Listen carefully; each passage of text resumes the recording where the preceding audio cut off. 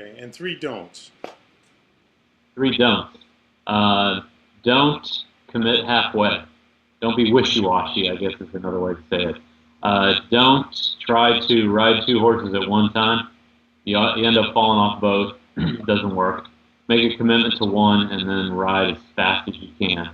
And one other don't. Don't be lazy like the world's laziest networker. I don't know. I Okay, didn't spend much time thanks on for the that list. plug. Now, do you build with meetings? I know at New Skin you did meetings, or are you doing more just staying home? I think one of the things that we failed to mention, you're kind of a modest guy this way, is I know that you're a single dad and you have a 2-year-old. So I know that you'd shared with me previously that you're looking for something you could do 100% from home. So that's kind of been a transition for you.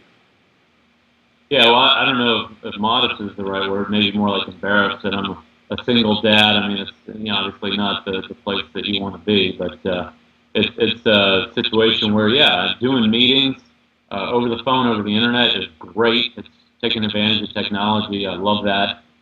If we'd had it 15 years ago, 20 years ago, we would have done it then. Instead, we had hotels and venues, a lot of meetings in homes, and that's the way that we had to do it because we couldn't do it. Here I am talking to you.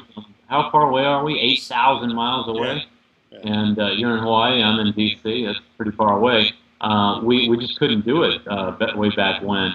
Today we have the ability. I tell people in the time it takes you to get in the car and drive to meet with somebody, you could do 3 more meetings. So why wouldn't you use that technology? And of course, it's always great to get together face to face, enjoy each other's company, and get to know each other even better in person. There's no replacing that, but I don't think you need to do that to get your organization rolled out and in place initially. Over the first 90 days of my last company, to crank it up to over $30,000 in my third month, I did 0 meetings. When people said to me, hey, let's meet over lunch, I said, hey, you can eat all the food you want while I talk to you over the internet. It's not a problem, or the phone, either one.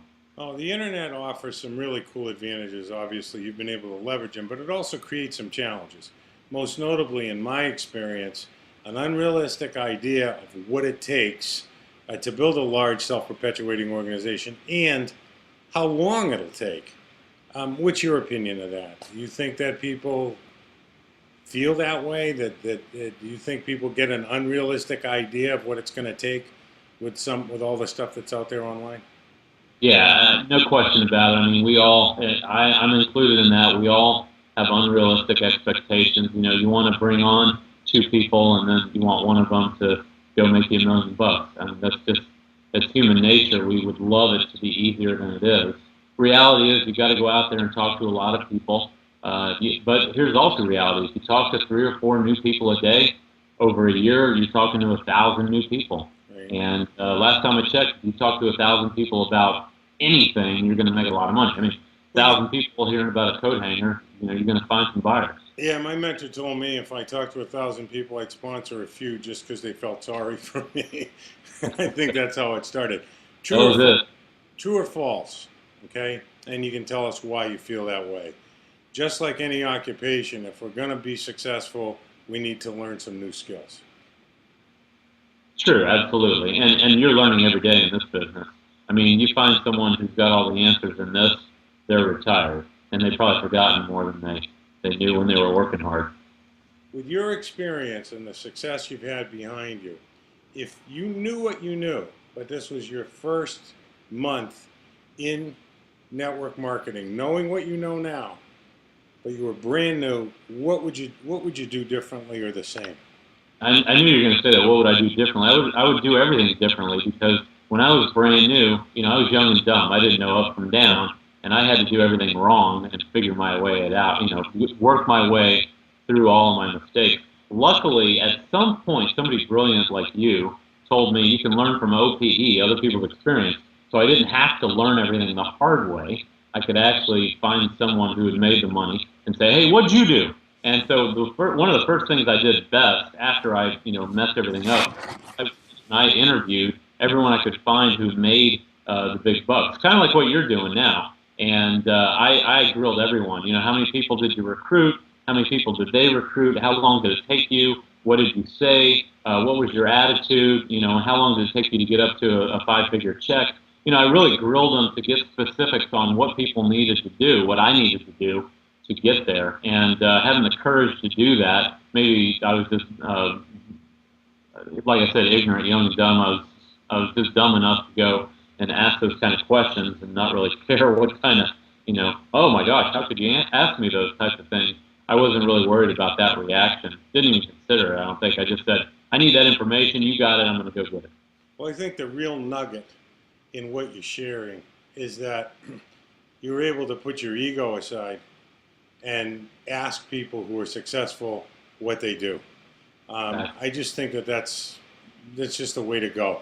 So we're going to wrap up with 7 short questions here that we don't give anybody until they do one of these interviews. And just a quick answer, your gut feeling, so they can get a real snapshot of what you really like. Number 1, your favorite sound. My favorite sound? Sound. Drums. Drums. I thought you were going to say swish. That was close to. Your least favorite sound. You know, I was writing on the blackboard in church today. I'll go with it. Okay. Hanging up on the blackboard. John, what's your favorite word? My favorite word? Favorite word. Yes. Okay. And your least favorite word? No. Well, I know you got a 2-year-old. You're going to hear no a lot. I'm hearing no all day now. Actually, my favorite okay. Is I'll try. Other than network marketing, is there what other occupation would you like to try if you couldn't do this? Sportscaster. Yeah. I'd say pro player, but I don't think that's realistic. And what occupation would you not like to try? Well, I've already done it. That would be military. Luckily, I didn't get called to a time of war, so that would done getting all serious on you. That would be, reality is there are a lot of guys aren't returning home, and they don't get paid nearly what their, risk is on their lives. Right.